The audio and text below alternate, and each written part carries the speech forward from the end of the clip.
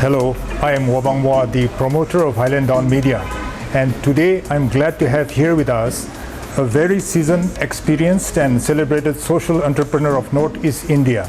He is the former chairman, now he is member of the Confederation of the Indian Industry CII, Nagaland chapter, and he is the founder of Entrepreneurs Associates Group of Social Enterprises. Welcome, Mr. Neichute Doulo. Thank you, Wabang. Among the many accolades and achievements, Neichute Duolo is the first Naga recipient of the International Ashoka Fellow, headquartered in Washington, D.C. in the USA. He got the Social Entrepreneur of the Year, India 2016 award by the Schwab Foundation. He is also a recipient of the Schwab Fellowship in 2017. He is a national level impaneled resource person grade A of the National Institute of Rural Development and Panchayat Raj and National Rural Livelihood Mission. And he is a guest faculty on entrepreneurship to various institutions of India like the XLRI Jamshedpur and the Indian School of Business, ISB Hyderabad. And before we start off, today our discussion is an important episode of our weekly series called NorthEast India and Beyond NEIB, which is an online discussion economic forum or think tank where we discuss strategies to implement on our way to business and entrepreneurship success for regional prosperity of Nagaland and Northeast India. And this is a forum to discuss possible business solutions to create new jobs, to usher in broadly shared prosperity in Northeast India. We strongly believe that the combined insights and expertise and knowledge shared by such accomplished people like persons like Neichute and others to our forum think tank can be a beacon for upcoming entrepreneurs and businesses in our region. Well, Neichute, with this intention and respect for all that you have done, your work with entrepreneurs in Nagaland and Northeast India and beyond, today the topic we would like to discuss is local economy, market shift and local entrepreneurs mindset. And so we would like to discuss this perhaps in two parts: the macro view of the local economy, the wide view, big view, and also the micro view of our local economy. Firstly, the macro view of the economy in our region, like with all the infrastructure development which is going on, the making of roads and all the upcoming not only infrastructure but also even the broadband infrastructure which is already in place. Besides that, the central government is also giving a priority to developing our region, it seems. And so here's the first question, which are we, the people and entrepreneurs of Northeast India, are we up to it? Can we handle all this fast development which is coming in all sectors of business and entrepreneurship, in your opinion? Can we handle it? You see, Northeastern region is strategically placed in the sense it is the link between India or the SAARC nations with the ASEAN economies. Right. And for some reason, the Northeastern people have not been able to gauge or understand the reality of our geographical intricacies and opportunities it holds. For some time now, Government of India has been discussing something called Look East policy. Now, the government have rebranded it as Act East policy. But for some reason, there is no Act East policy. And so some of us, we try to make a jest out of it to say that it's Talk East. Talk East policy. And that's why we say that is because India's looking east sort of ends from Kolkata.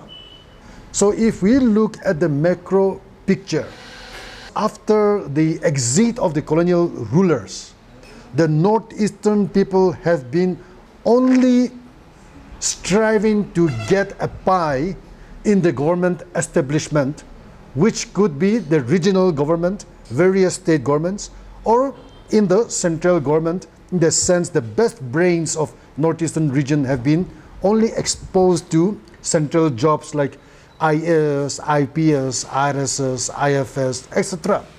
And therefore, we have not sent enough of our best mind to take up entrepreneurship which the region really needed. So at this point of time, there seems to be a void between the human capital, which will come about because of the vibrant breed of entrepreneurs that Northeast need. We don't have that. So if India seriously decides to act on East policy, it looks like we have to import entrepreneurs from mainland India to come and shape our business opportunities that the world is offering us.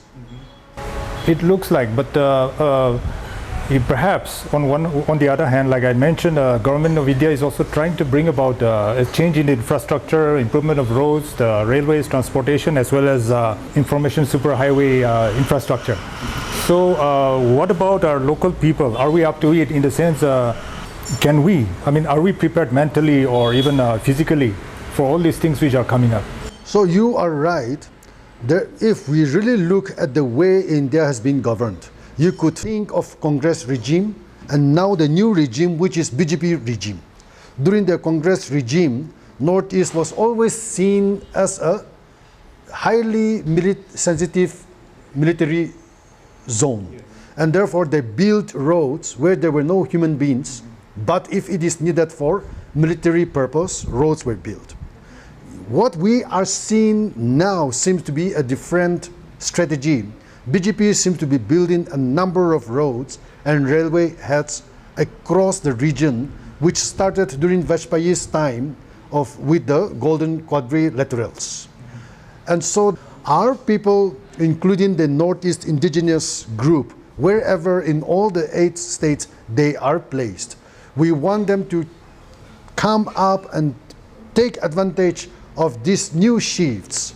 But it looks like a lot of Northeast indigenous people are freezed in the time zone of what I call government mind space. Exactly. We have not yet grown into the market mind space. And that's where the Northeastern indigenous communities are going to miss the bus if we do not wake up soon and adapt ourselves to these fast changing economic structures happening all over us.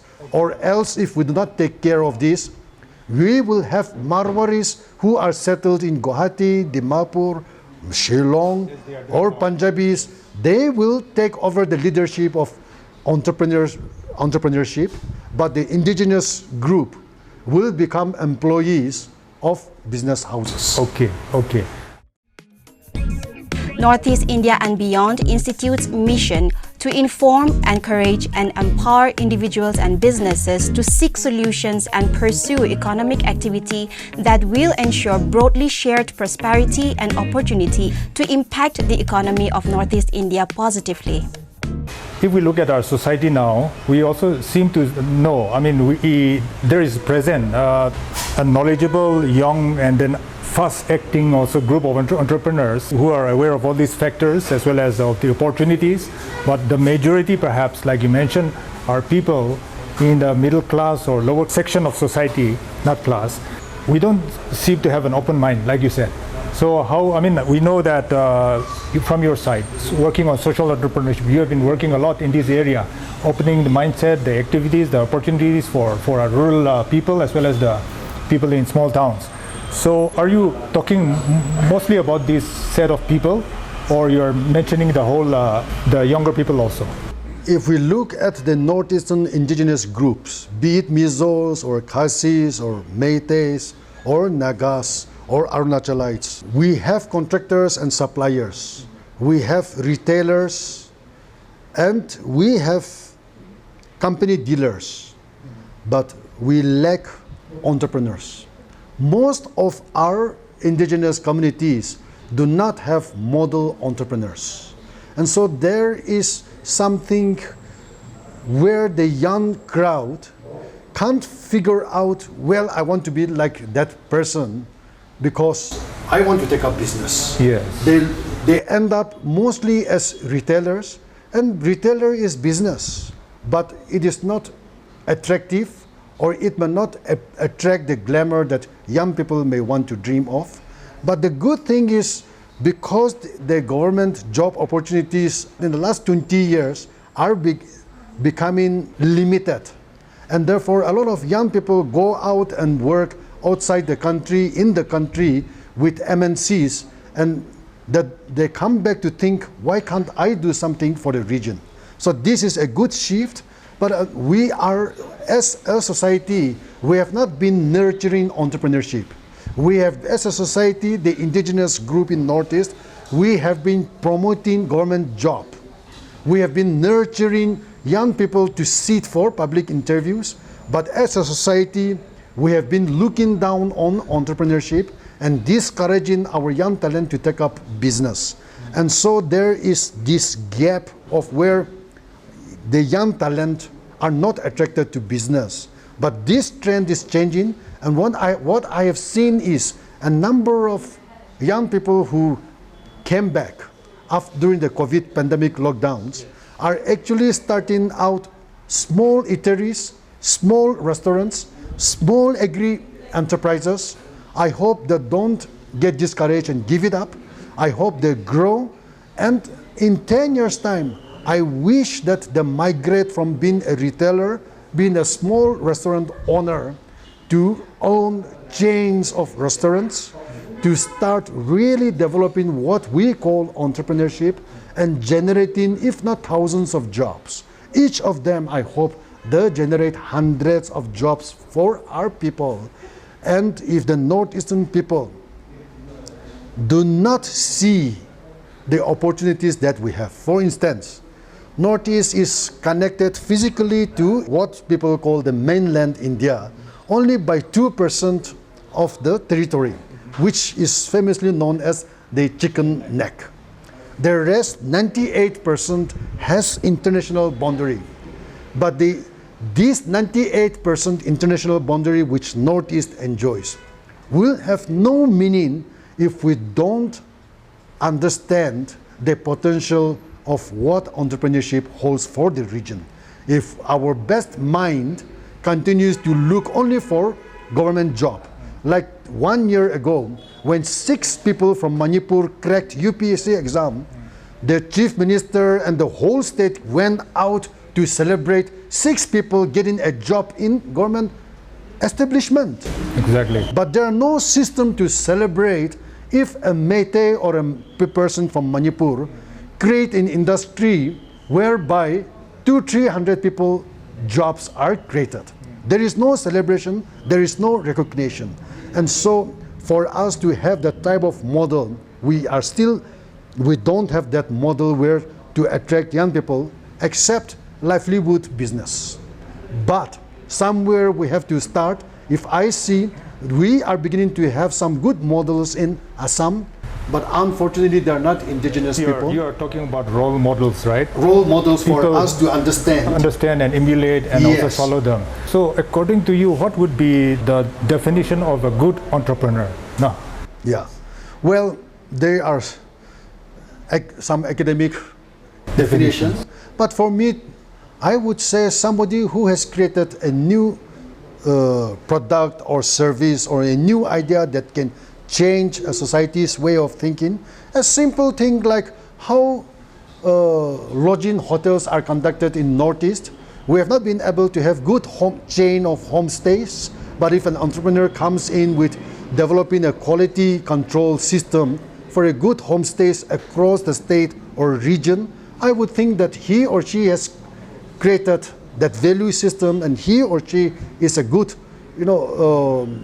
environment entrepreneur, or you call it service sector, or even in any product that, for example, Northeast is considered to be a hotbed for organic products.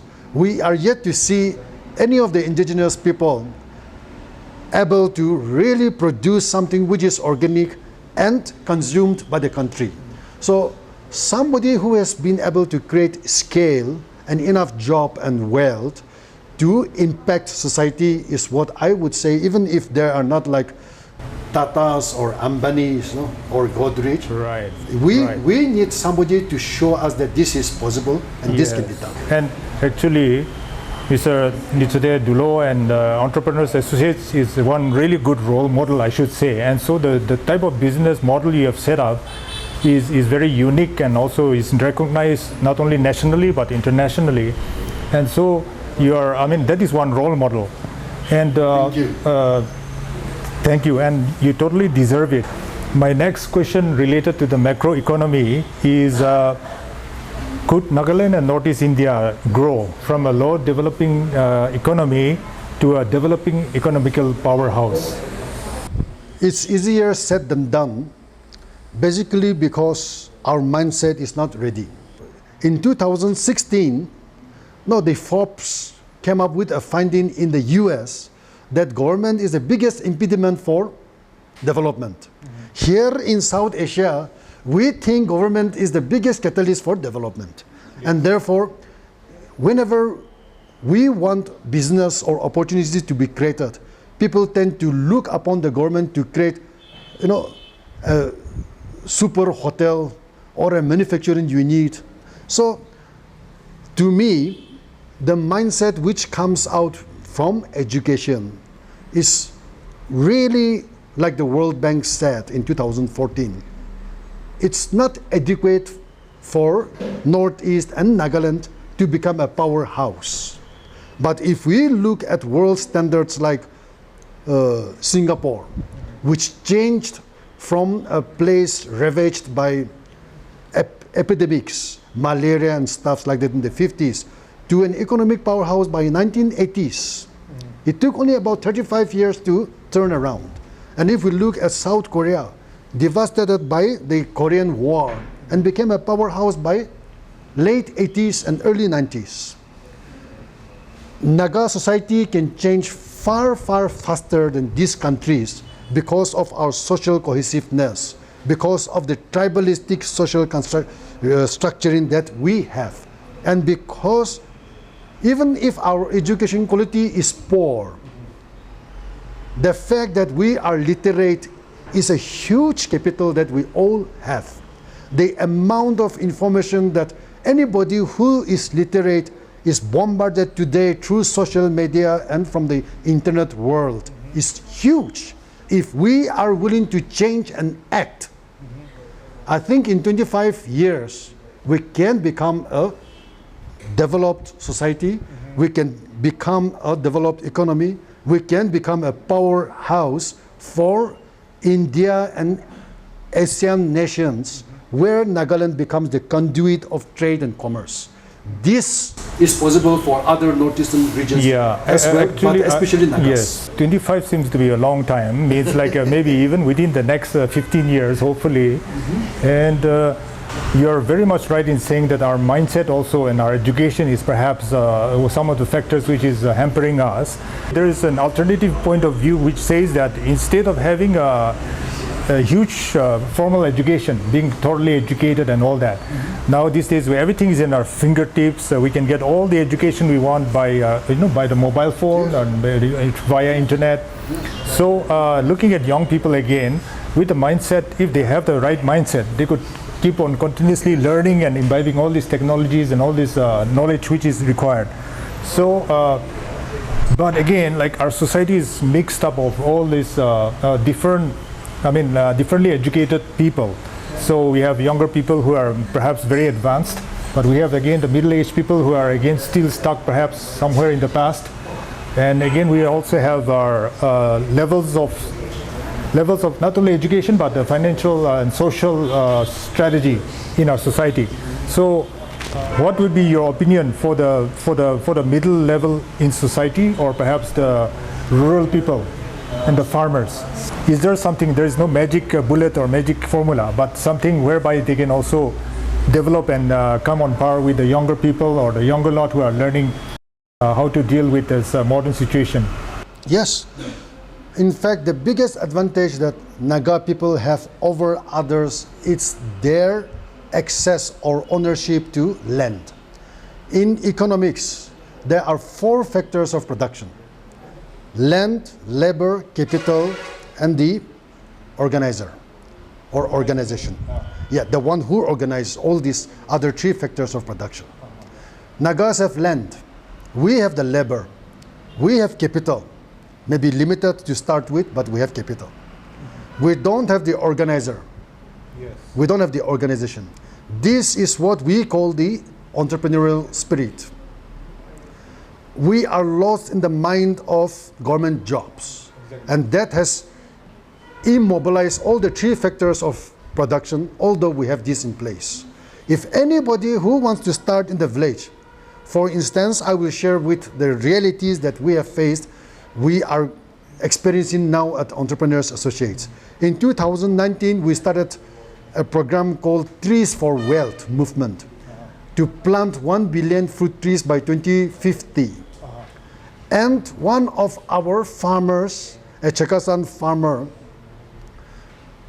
grandfather or uncle Apu, he is 81 years old and he has not gone to school, but last year he netted 14 lakhs rupees by selling fruit tree nurseries and kiwi fruits just by sitting in the village. Wow. Yeah. There are many entrepreneurs, associates, farmers who every year get 3-4 lakhs rupees from cultivating cardamom, large cardamom and kiwi fruits.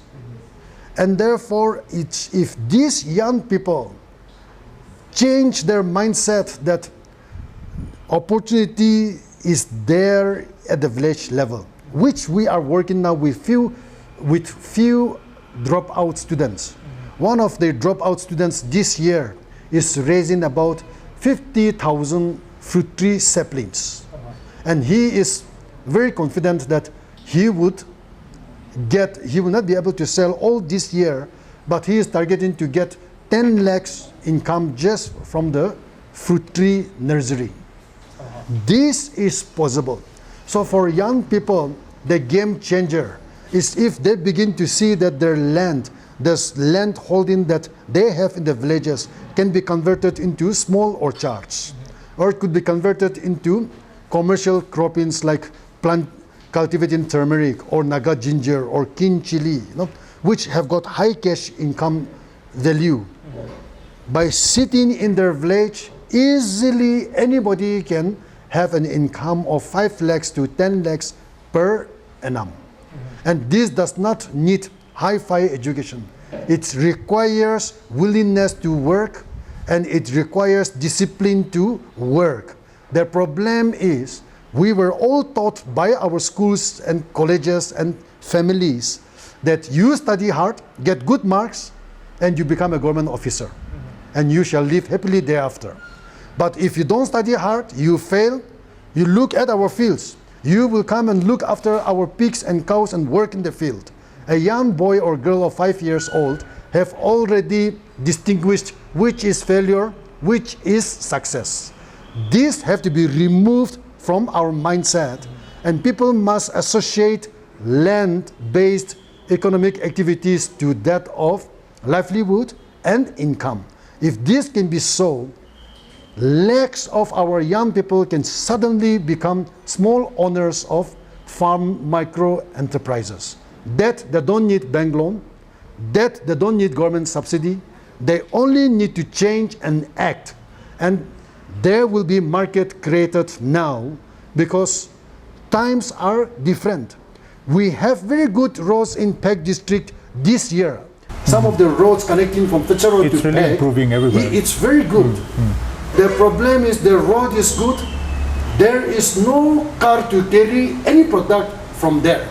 It is only busy ferrying people from the village to town to have tea and go back to the village. And therefore there is no economic activity because people are not working. This is madness. And this madness comes about because of our refusal to activate the factors of production we have. Exactly. Land, labor, capital. So labor, rural labor. Is it really? Are we facing the migration from rural to urban? And also, like we were also talking to the horti department and agri-related industries in Dimapur, and very interestingly, the Nagaland State Agri Marketing Board, which is located in the AC market in Northeast Agri Expo. So they were also saying that definitely kiwi and ginger and so many other items, king chili, is really available And since our local farmers are all scattered everywhere, and then they don't usually do big farms, but wherever villages they are growing, if only, they were saying, if only our young people are able to connect to the farmers and bring those goods even to Dimapur or even in the big towns. So they were saying there is a definite requirement for people to procure all these, even from our farmers, because like ginger, there's lots of wastage perhaps in the marketing side of it, in the procurement, and also the exporting side of it. Do you have any thoughts about that? It's too early for us to talk about export, but it does not mean that we should not be prepared for it. Why I'm saying it's early is because we don't have sufficient production. Yeah, not in bulk. There is a meat that Nagaland produces a lot of agriculture products, but that's, as I said, it's a meat, because we tend to think that Nagaland produces a lot of pineapples. But when in the pandemic time during 2020, we realized that there was no production. And therefore the farmers actually called in distress, in fear, that they will not be able to sell their products because of the pandemic. When we went to the villages, we found out that there was no production. We couldn't even feed the local market. So the question of feeding a food processing industry does not arise in Mejipima area. So last year we have mobilized additional farmers, and they have planted additional at least 100 acres of pineapple. This year we should be seeing increased production, but that is too less. Unless we take up additional 10,000 acres of pineapple cultivation in the state, we cannot imagine a product issue. For instance, Nagakin chili. You know, the government has sometimes done some good thing, but for selling about 50 kgs, 200 kgs of Nagakin chili, it was blown out in the newspaper. Whereas I know some entrepreneurs in Manipur, Nagas in Manipur, they have sold more than 5,000 kgs, but it has been a silent show. And they are unable to even provide 10,000 kgs because there is no production. And so, in Nagaland, if we look at perila, if we look at Nagakin chili, if we look at ginger, we are producing some amount of Nadia ginger, which is readily available across the country. But if we look at Naga spicy ginger, this year Entrepreneurs Associates wanted to plant 75,000 kgs of that particular variety. We could hardly plant 10,000 kgs because it is not there. Okay. Yeah, we wanted to work with thousands of farmers on turmeric. We don't have the supply of the seedlings. Yeah, for instance, if I were to say that, okay, I want to connect with import houses or export houses in the international market, if I don't have at least 500 tons of powdered turmeric, I can't go and talk with any big players. But to get 500 metric tons, I need about 25 lakhs kgs of fresh turmeric. Nagaland cannot even produce 1 lakh kgs of fresh turmeric at this point of time. And therefore, it's really like the question of the egg and the chicken, no? Which is first. Yeah. Here, unless we build excessive or increased production, we can't talk of volume and consistency in the product. If we cannot give volume, if we cannot give consistency, nobody is going to deal with us. So we may export 1,000 kgs of dried Nagakin chili and be very happy that we did it. Just but once. That's not market scale. Yes. Annually. So actually the figures they have given were quite impressive. They said that some items of ginger, some king chili, and some thing has been exported. Also the other factor was perhaps there is surplus in production of some of these material in some villages. So they are talking only about a surplus. They said according to their estimates, if the surplus were brought, and there is a potential of 500 crore rupees of worth of profit annually. That's what their projections were. But we can't really again verify it. So anyway, perhaps is there a small change going on, local shift in our local economy? So is it going on?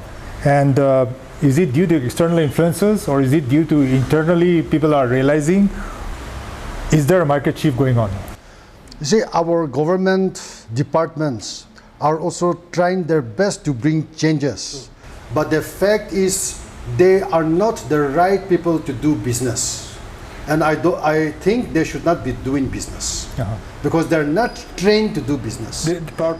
Many of them are also aware of that. But yes. Still then the practical thing is perhaps where... And the government is trying to do marketing. The government cannot do marketing. The marketing has to be done by entrepreneurs. But we have shortage of entrepreneurs.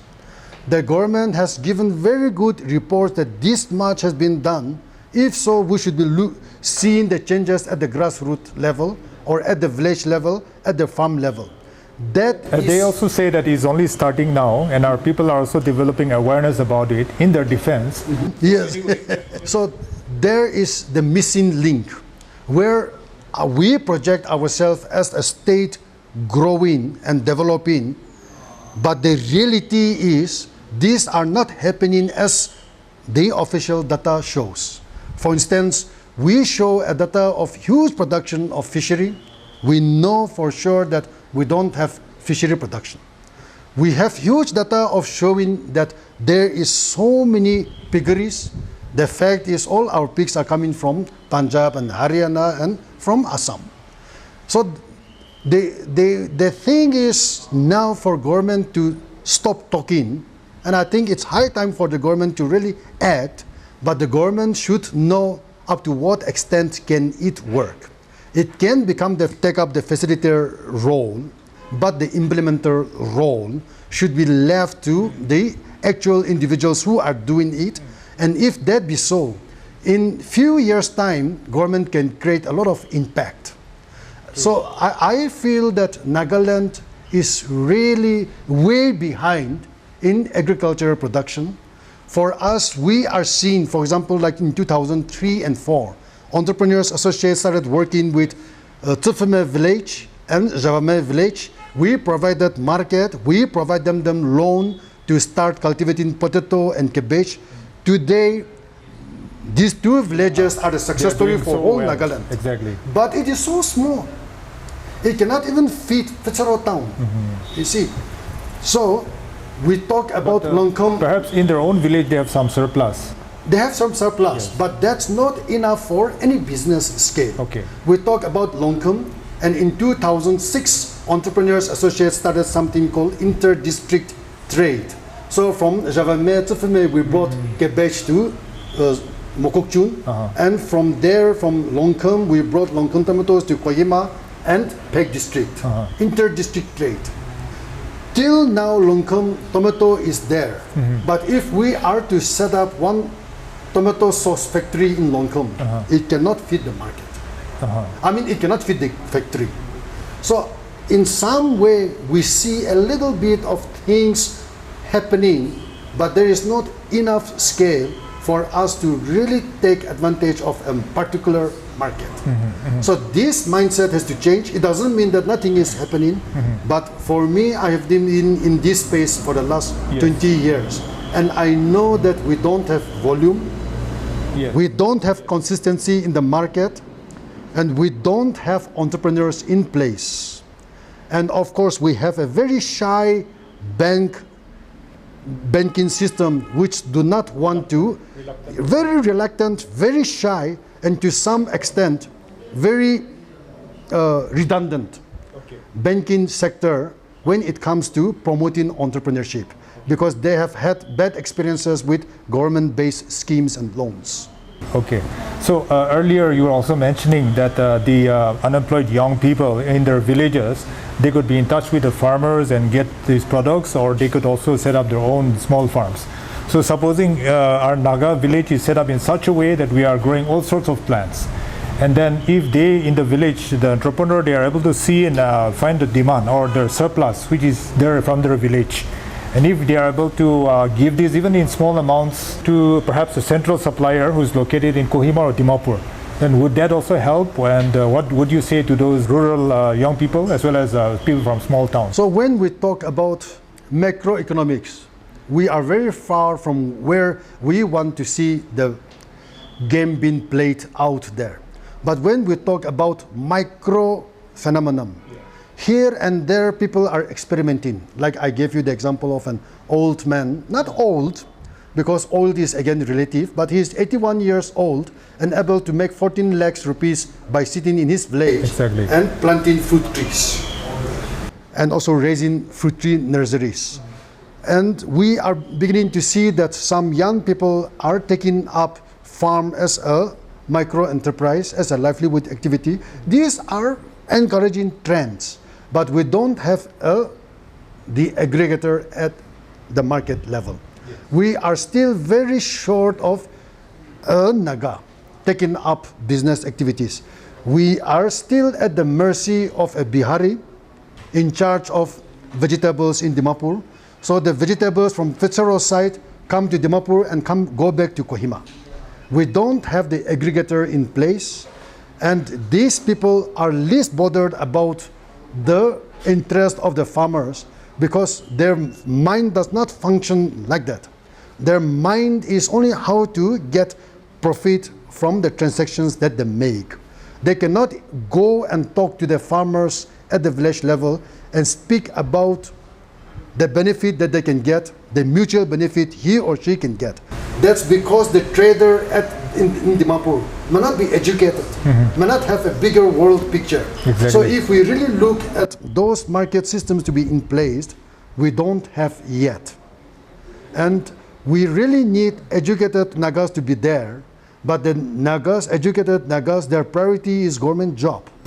Only now we are beginning to see some shifts. Some people on their own, and let us use political term, on their own violation, are beginning to say, no, I will stop looking for a government job.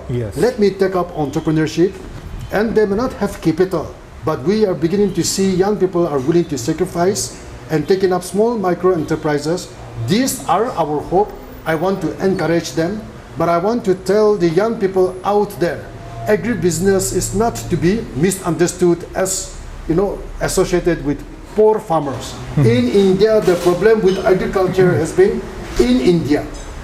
Agriculture has been associated with people who are only skins and bones. This is not true in other countries. Or it is not true in America. This is not true in Australia. But in Nagaland, this is true because it is associated with something like in UP, in Bihar, where the poor are agriculturists. So in Nagaland, we have to change this branding, the picture about agribusiness. Young people educated, able to make tons of lakhs per year by taking up agribusiness. Then there will be a shift out there in the agri sector. The other part is the retail sector or the logistic business. The marketing or marketing, the warehousing, the cold storage, the fruit processing. All these are part of agri. We talk about industries, but I really still can't think about automobile industries in Nagaland.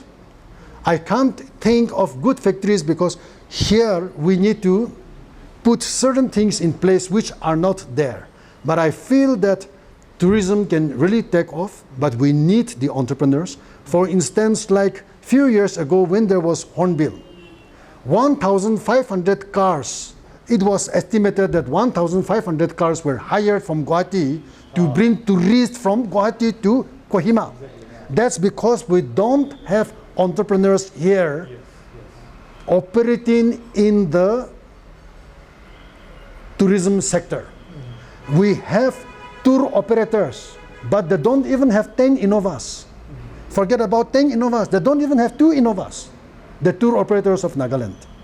So you see the amount of that opportunity that tourism has, the Naga entrepreneurs here can't imagine. I was out in 2012, I was out in Sikkim, Gangtok. And in May, they said it is a peak season. In a single day, the taxi driver told me that there are about 500 Scorpios and Sumos that take tourists from Gangtok to Natula Pass. Okay. I couldn't believe the scale of tourism that a small town like Gangtok was providing for the Bengali tourists from Kolkata, basically. So, my point is, we are really in short of entrepreneurs, and not to be negative, but unless we have thousands of young people filing in to become entrepreneurs every year, we are on the losing ground. We have financed and trained more than 10,000 youth, providing them with small finance on entrepreneurship. But we are not seeing the change that we want to see ourselves. And that is not a discouragement, but it's a cause of retrospective measures that we need to take. Okay. So perhaps, there has been some retrospection going on, and also whether some studies has been conducted. Why are entrepreneurs also not really coming up with some facilities? We already know that inconsistentness or irregularity and not really keeping up their efforts continuously. So besides these, what could be some other reasons why our entrepreneurs are not coming to the mark? We are beginning to see the happy happening of the Nagas. The second generation are taking up their parents' businesses. So I am very optimistic that these people can bring in wealth and opportunities for our states. But the first generation who are into business are mostly limited to retail and trade. I want to encourage young people who are first generation entrepreneurs to think beyond retailing and trade. It's very good that they are dealers of these and that companies. It's very good that they are owners of petrol pump or gas agencies or Sony TVs and others. It's good. But we need to move away from that comfort zone, because a lot of company dealerships, we don't have to really work. It's the company who has set the system, and just by virtue of somebody having capital and the business side, they are able to enjoy some decent income. I want to encourage the first generation entrepreneurs or those people who are out there to have ambition. Nobody should tell themselves that this is enough if they don't get 10 crores income per month. Now they will say, what are you talking of? But 10 crores per month is very less for an entrepreneur. We need to create that ambition among the Nagas, that we are not living in the isolated village anymore. We are living in this good global village. And if in a month we cannot have 1 million US dollars, which is like 7 crores 50 lakhs per month, how can we be included in the group of high net worth individuals globally? I want to encourage young people who have decided to do business to seriously have ambition and create that wealth. Banks are beginning to change. It is no more the same like 20 years ago, 15 years ago. The change will only accelerate now. Whoever can show serious business acumen and discipline and hard work. Meaning like the banks will not sponsor small businesses, but they will rather go for the big ones as well as... There is no other choice. Banks cannot keep on wasting time with Nagas who want only 50 lakhs loan. Banks cannot keep wasting their time for only 2 crores loan. At the moment, bank is very shy, as I said. Bank cannot even look at 10 crores project, but this will change. Because India is changing, the world is changing. It is not very far when banks will say, come on, you give us a proposal of 500 crores, 1,000 crores, and we would like to look at it. This is going to be a reality. Are we Nagas, are we indigenous people from Northeast able to match the ambition of the banks? This will be the challenge. This seems to be very doubtful because our mindset is still, like you said, very much insular, narrow-looking, and limited. Coming back to our entrepreneur mindsets, we have talked a lot about this, but I think this is very important. Yes. So, besides the lack of role models, how could we encourage our entrepreneurs to have the mindset that they need to be more innovative, they need to be thinking bigger, So what could be, besides education, limited education going on in the schools, and I know ES has done a lot to bring about awareness about entrepreneurship, and besides these, what factors which will promote entrepreneurship, which will broaden our mindset? Number one, I want to encourage young people to stop thinking that money flows from government. Exactly. I want the young people to realize that money gushes out from market. If they can understand this difference, they will realize that if they want money gushing out, they have to look at the market. Two is, it's a mental block. Here in Nagaland, if we keep looking that our market is Dimapur, Kohima, we will be satisfied with a small shop, a small enterprise in Kohima and Dimapur. If we look at India as the huge market which every country wants, then we'll be looking at having our enterprises, our markets, our offices in Bombay, Delhi.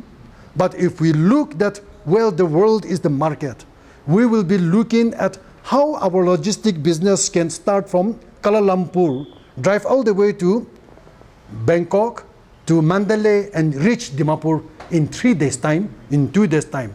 Our imagination will change. And so this imaginative thinking of the Nagas at the moment is a missing dimension in the world of Naga entrepreneurs. Some people do have this imagination, and I am very proud of them, but we need to create this imagination that entrepreneurship is not limited to one shop in Kohima, or one retail outlet in Dimapur, or a small farm in your village or in your district. If we can think out of the box, which is our reality, then it will become attractive and fashionable for young people to start really looking at entrepreneurship. Yes, exactly. See, in one way, we Nagas are also a bit different in the sense that actually we also are able to think out of the box. But many of us, again, just remain insular-minded and very narrow-looking. But in the sense, instead of, like you said, instead of thinking about branches in Delhi, Mumbai, and other cities, we are perhaps more susceptible and more attracted to thinking about the eastern side also, yes, like Myanmar, Singapore, and Thailand, and all these places.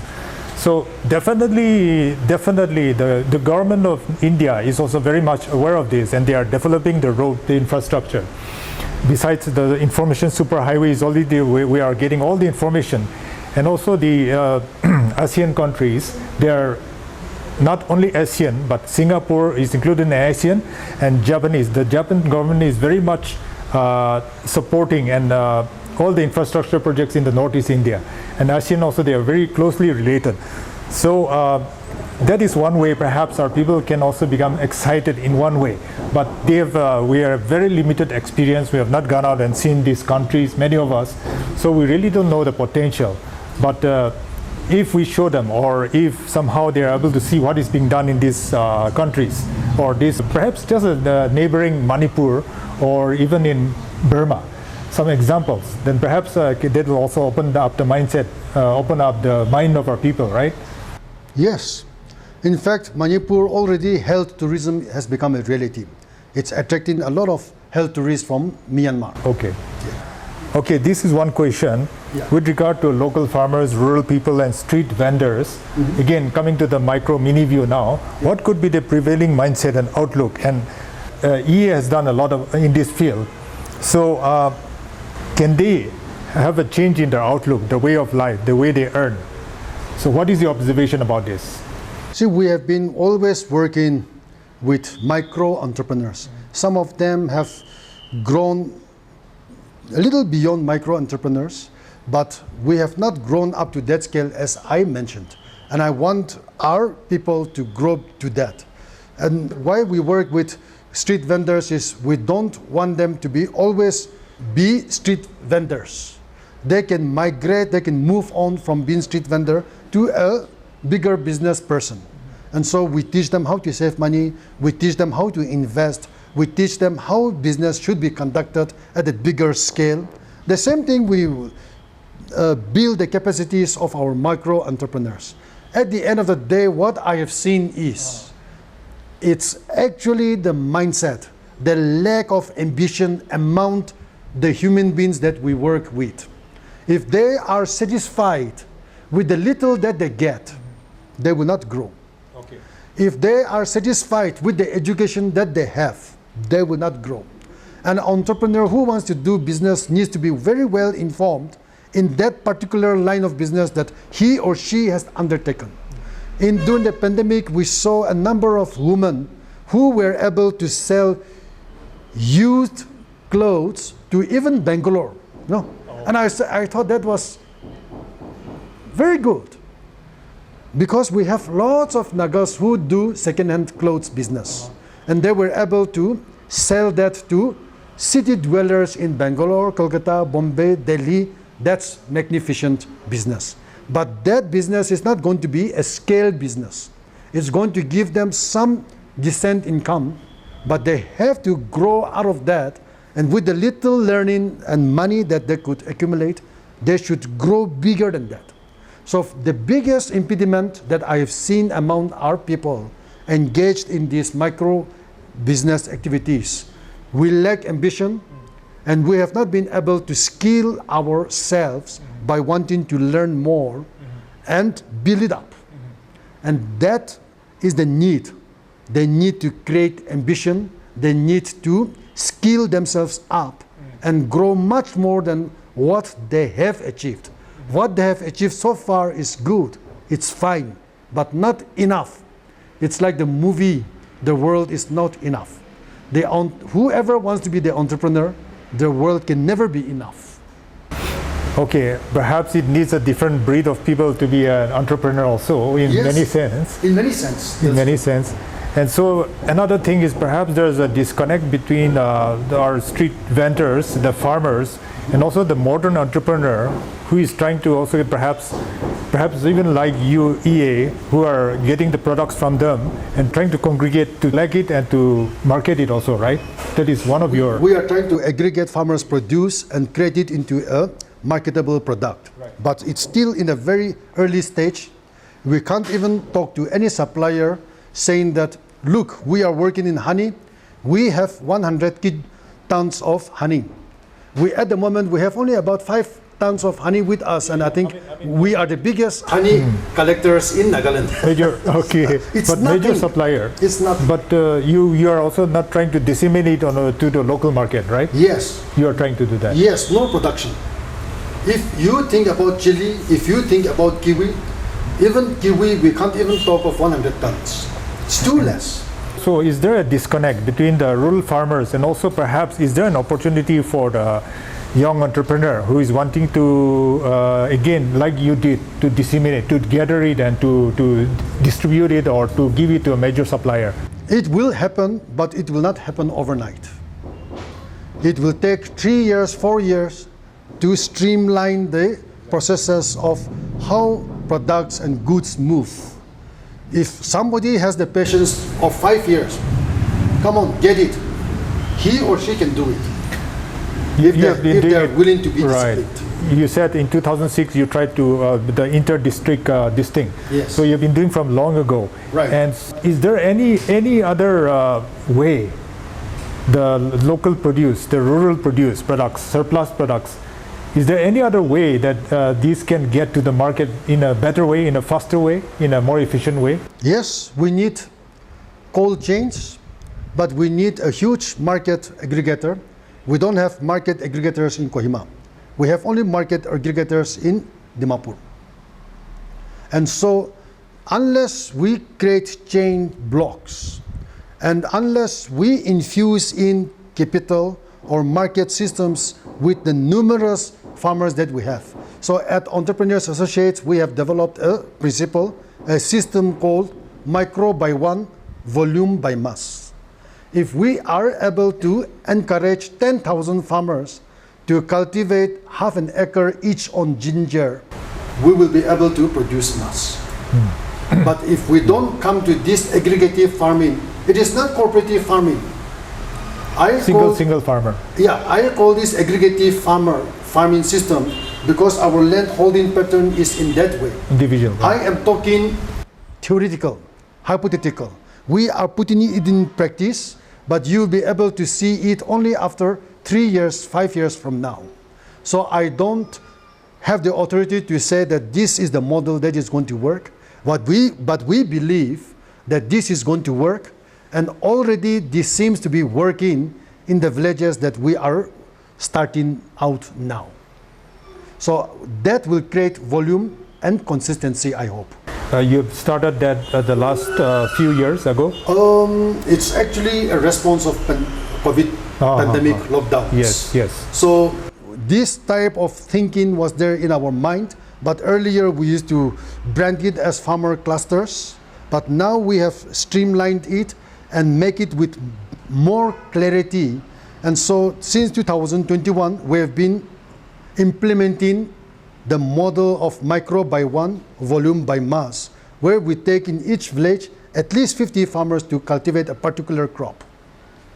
So micro by one village? Micro by one, volume by mass. So volume by mass. That means the whole market? Yes. If one particular village with 50 families take up one particular crop, it can create a certain scale where market becomes possible. Exactly, okay. Yes. Okay.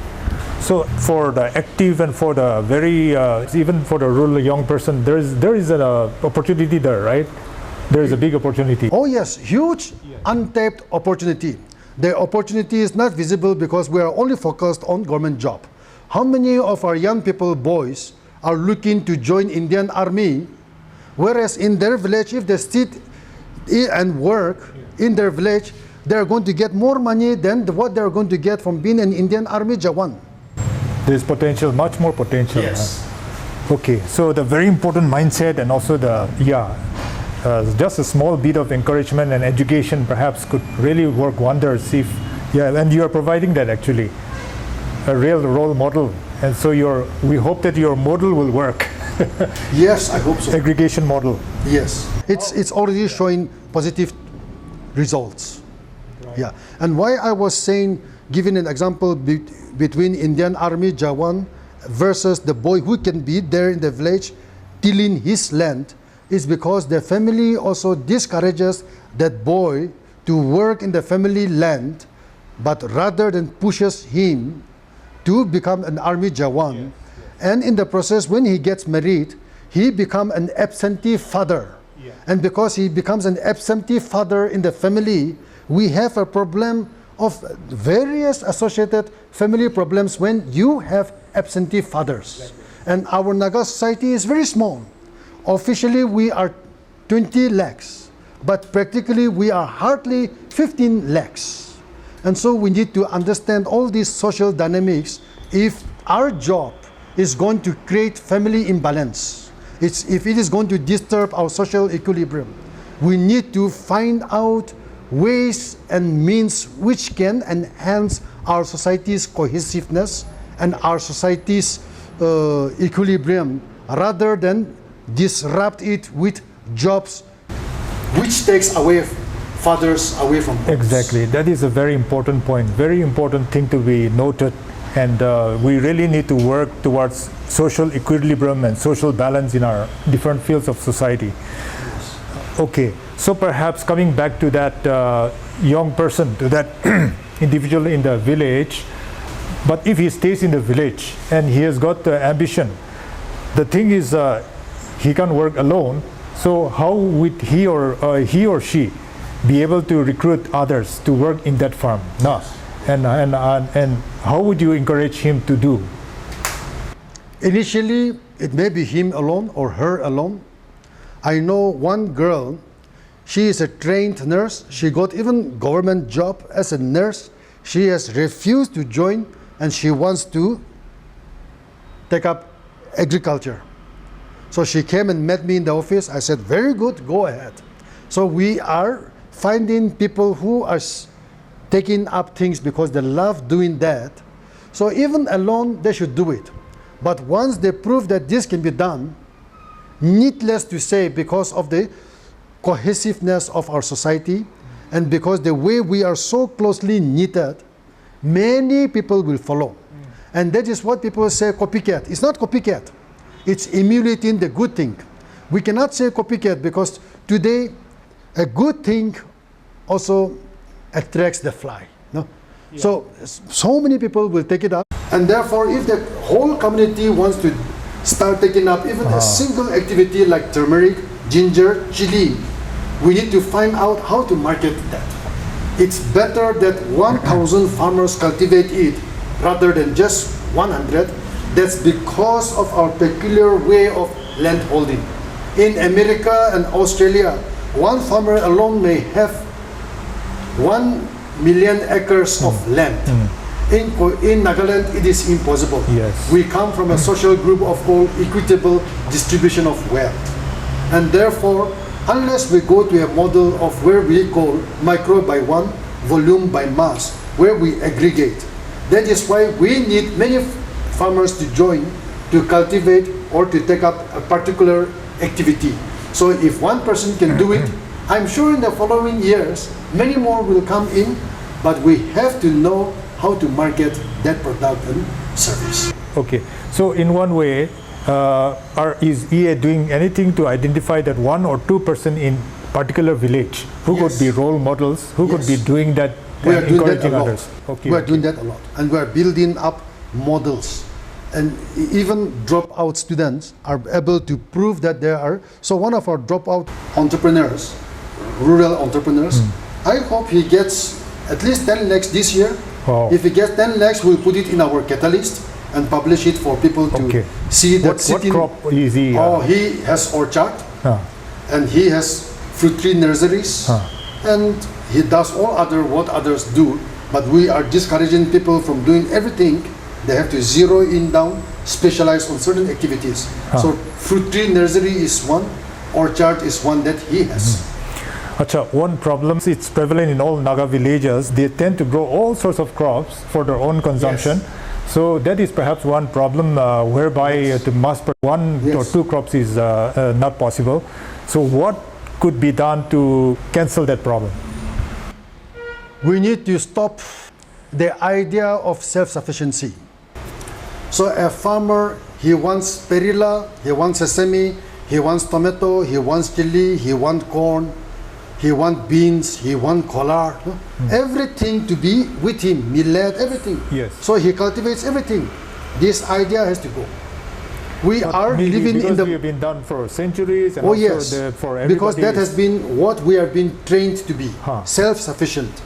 So I am disrupting this idea that you don't have to be self-sufficient, but if you know how to live in the market. You see, today because of the Ukraine-Russian war, just 5 days back actually, World Bank has announced that they are going to put $30 billion for bringing in food again in the market. Now that's not a small announcement. It's sizable because that can trigger a lot of other industries. But it is not going to work for this self-sufficient farmer.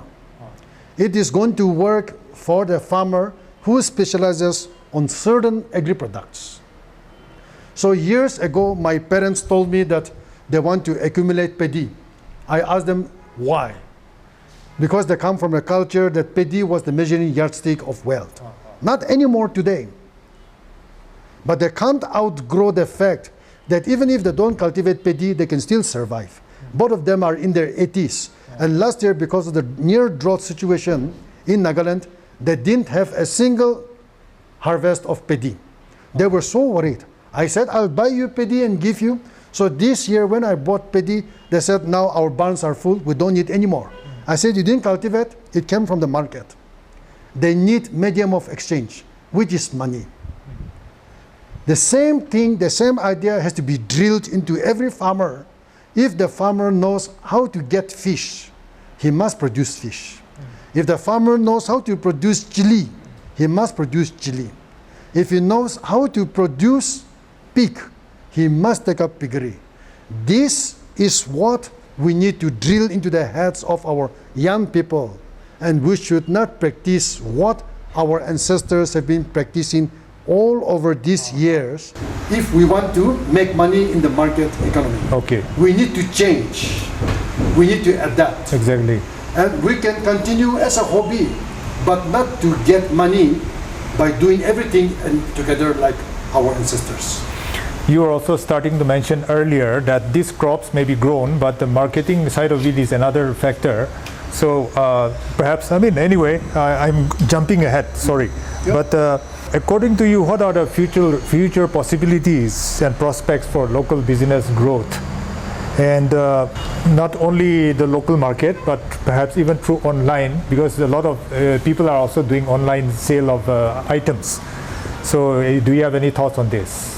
For me, there is huge opportunity in logistic business.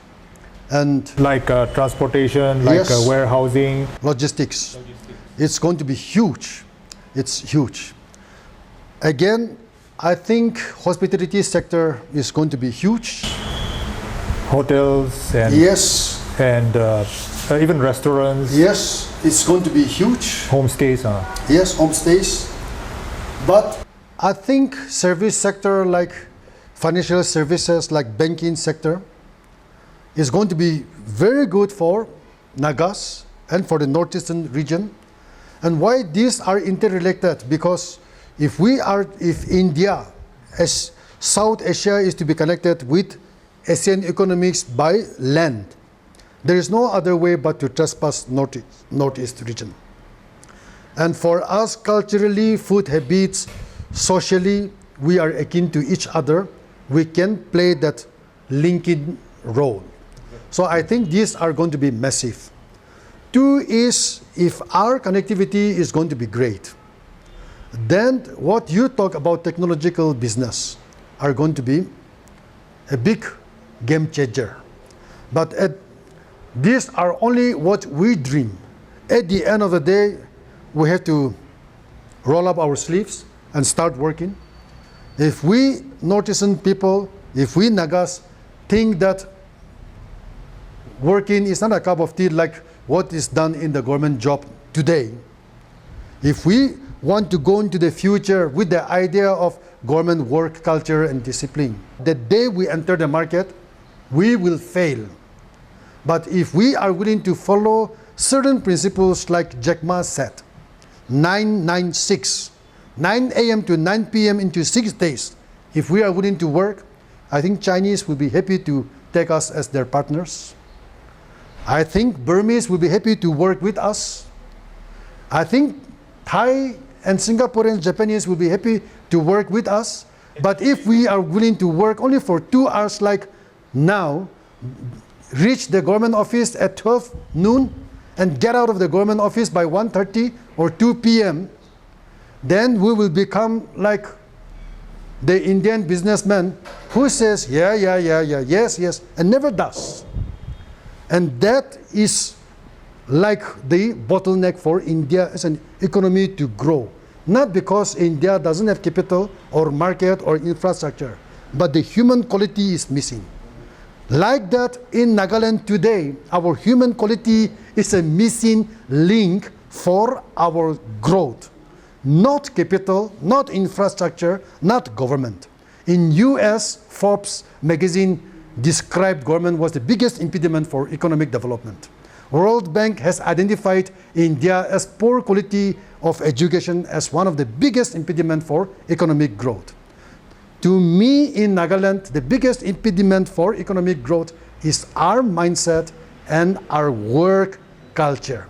We have become such casual people. I don't even see in Kohima town somebody walking with purpose. This is shameful, but this is because of government work culture. And unless we change this and adopt Jack Ma's principle of 996, nobody will do business with us. Even 995 would be a big improvement. 8 hours. 996 is how many hours? 12 hours. 12 hours per day. So actually, perhaps we could start from 5 to 6, 7, 8, 9. So like you said, human capital is one of the biggest impediment, lack of human capital and our mindset. Really, that is very so true. I wish we can get more people like you to inspire our entrepreneurs to have the right mindset, to develop the hard-working culture as well as the necessary long hours needed. Because younger people can work longer hours. Even older people can do that, but really you need to develop a certain stamina for that perhaps and make it a habit. Northeast India and Beyond Institute's mission to inform, encourage, and empower individuals and businesses to seek solutions and pursue economic activity that will ensure broadly shared prosperity and opportunity to impact the economy of Northeast India positively. Very important, another question which I would like to ask you, because the lack of jobs, unemployment here, how could local businesses and entrepreneurs help to generate more jobs, more job creation in our society? I have just mentioned that it's such a discouragement for us to see, not to see young people walking in Kohima street with sense of purpose. That may be too much of a generalized statement, but in a way, if you see people walking in Kohima streets, people seem to be quite relaxed. It may be a good thing, but it also means that anybody can be late by 30 minutes, can be late by 1 hour. But in Japan, if you are late by 1 minute, you'll be terminated from your work. And so for us, we don't have that strict regimen, but we also don't have that strict discipline to take up business. Everything for us seems to be easy. But I am saying, mark my words, I am very inspired to see many young Nagas who are actually trying their best and doing well in business. They are our hopes. We need to create much more. But as a whole, the society, if the church keeps on celebrating government job, and if the students' union keep on giving picture of one boy or girl passing clerical job in the government department in newspapers and celebrating their family's name, we are not going to celebrate entrepreneurship. And therefore, we are going to have less young people taking up entrepreneurship.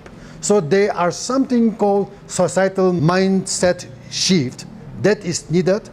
Along with that, there is something called the individual mindset shift, but also to inculcate the individual discipline and rigor to take up entrepreneurship.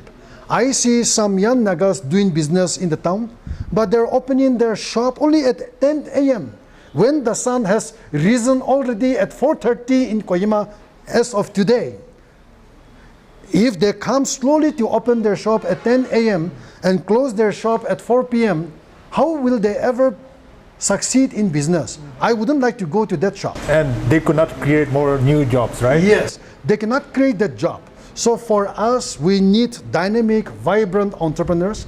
Entrepreneurs Associates is providing a business training now, and we are training our trainees to be up in the street by 3:30 in the morning, and I hope they take away something out from there. But I wish our young people are willing to give in, put in, which some of them are already doing it, so they are our heroes.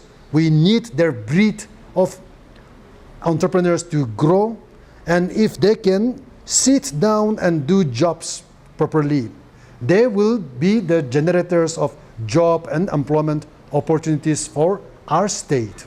And that's why we really need entrepreneurs, which as a society we have missed. We have been only looking so far at government jobs, government departments creating more jobs avenues, and not looking at business houses creating more job avenues. This trend is now changing. I hope it changes for good. Okay. Yes, we really hope and encourage the young entrepreneurs to be vibrant and to create more jobs. And what could older established business houses and entrepreneurs, what could they do to create more jobs, besides improving their business output? I want to encourage those people who have money, who are successful business people. They should create more business opportunities. Instead of buying land and building houses and getting money from house rent, these are not productive assets. It's like State Bank of India giving loan to government servants, asking them to take salary loan, personal loan, housing loan, car loan, but it doesn't create wealth. I want to encourage and request people who are already successful business people, please invest 2 crores, 10 crores, 20 crores in a productive business product. It could be food processing, it could be warehousing, it could be cold storage, it could be a new hotel, it could be even in logistics like providing of transport facilities. Each car needs one driver. No? And so it creates a whole ecosystem of job employment.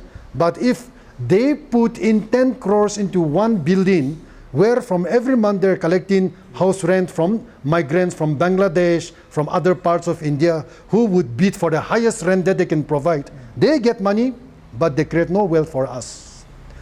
But to create that wealth, they cannot relax. They will have to think, they will have to work. So we need to challenge ourselves to create more wealth, rather than being relaxed, sitting at home, watching TV and collecting house rents. This seems to be the trend in Dimapur and Kohima for many of the Naga well-to-do families. I think so. That's right. You were mentioning about warehouse and cold storage also. Actually, in fact, it does not need a huge amount of money, I should say, because even we find if you do research, cold storage can be set up even with one AC and then putting a certain adapter to it and just making double walls. You get create cold storage, which is in fact a very good business, I should say, and which young people perhaps should look at. Okay, one thing about our strengths, our weaknesses, our threats, SWOT analysis, what we call. So since we know that Nagas are historically not very well organized economically in the business sense, what could be, our strengths, our weaknesses, and our threats, opportunities and threats? The biggest strength that Nagas have is resilience. Resilience. Yeah, toughness. Resilience. When the British came and invaded Naga villages, the villages were razed to ashes. Naga villages were razed to ashes. They came back and established their villages. Again, they were razed to ashes. They came back. Imagine today, you and I, all our food security is burned to ashes, and we disappear into the village, but we survive. Our children will die out of hunger, die out of disease. That happened exactly 170, 60 years ago. Then came in the Second World War. It was not our war. Japanese and British were fighting, but our villages were razed to ashes. Our villages, out of fright, ran away to jungles, and we yet started our life again. Then in the 50s and 60s, Indian Army razed our villages to ashes. People for years together, not 1 year, years together, hid in the jungles. So many kids died out of sicknesses. The few who survived became government employees and who went to school. And therefore, for us, it has been, after getting the government job, the thought, wow, this is heaven.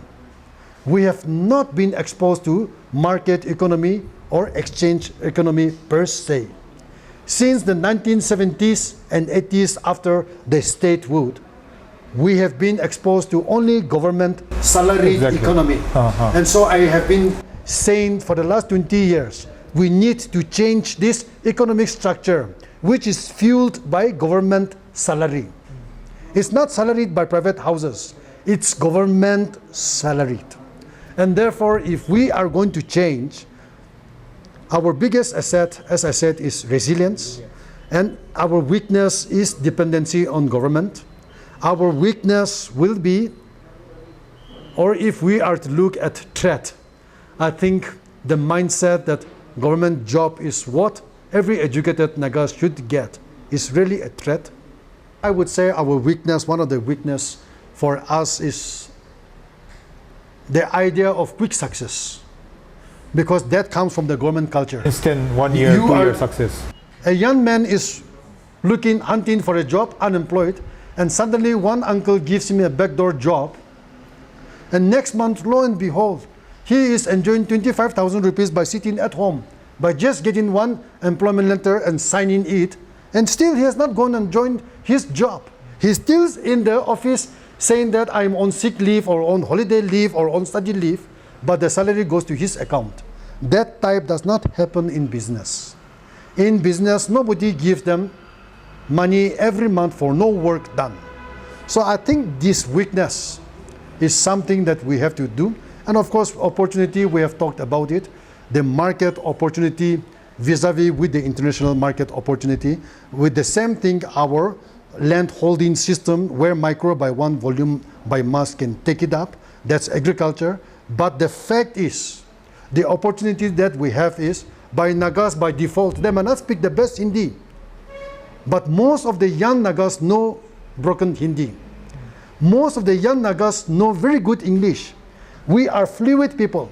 And Naga has to learn how to interact. If he's an Ao, he has to learn how to interact with a Sama, Lota, Konyak before he is even 5 years old. It's almost like we're multicultural already. Huge. Yeah. We are fluid individuals. We know how to adapt.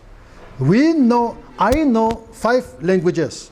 Do you think somebody from Rajasthan and Gujarat know even 3 languages? No, they know only Hindi. Who is better equipped than me, knowing 7 languages? But if I don't know how to convert it into cash income, into wealth building, it is only useless or latent resource that I have. And that is why the power of entrepreneurship that we need to trigger with our people and give them the confidence that they are far more educated than people from other parts of India. They would know Nagamese. So if you know Nagamese, you can understand Assamese, you can understand Bengali, and they would all know broken Hindi. Today, that opportunity that we have, English, knowledge to Hindi, knowledge to other vernacular dialects, makes us very fluid, and that's, I think, our strong opportunities. With all these opportunities, if we don't have the right mindset, that would be one major obstacle perhaps. Yes, so, we really much hope that our mindset, our entrepreneurial mindset and spirit will rise to the occasion.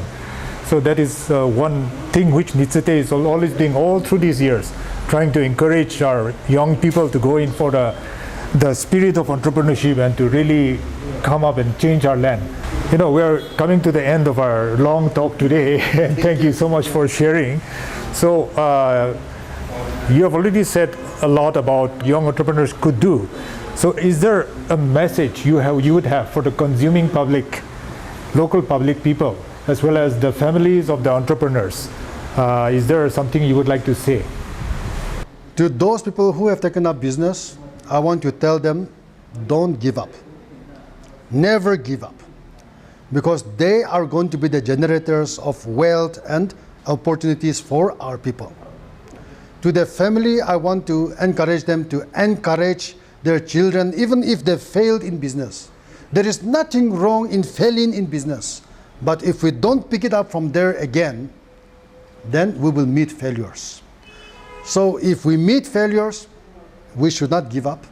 We should start afresh again, and we need support, encouragement. But whatever it is, at the end of the day, if we are not willing to change and adapt, the world is not going to wait for us to change. I keep saying we will be changed. And if we want to change, we better change and make the change happen according to our terms, not according to the terms of others. And to do that, we have no other choice but to take up entrepreneurship. And we have no other choice but to change. Otherwise, the time is coming. Whether, like you said, others will bring the change instead of we bringing the change to our society. Right now is the time to really bring about a change in our individual lives and in our society through business, through entrepreneurship too. Thank you so much, so very much for your time and your sharing, which I'm sure will go out to many people and many will be encouraged. And we look forward to having more of your insights in the days to come, years to come. Thank you, Wabang. I have shared my heart out. Indeed. It's like a heart talk without having much reservation and barrier. I have shared what I feel deeply is needed for us to really be jolted out of our comfort zones. Thank you for giving me this opportunity. Thank you so much. Thank you.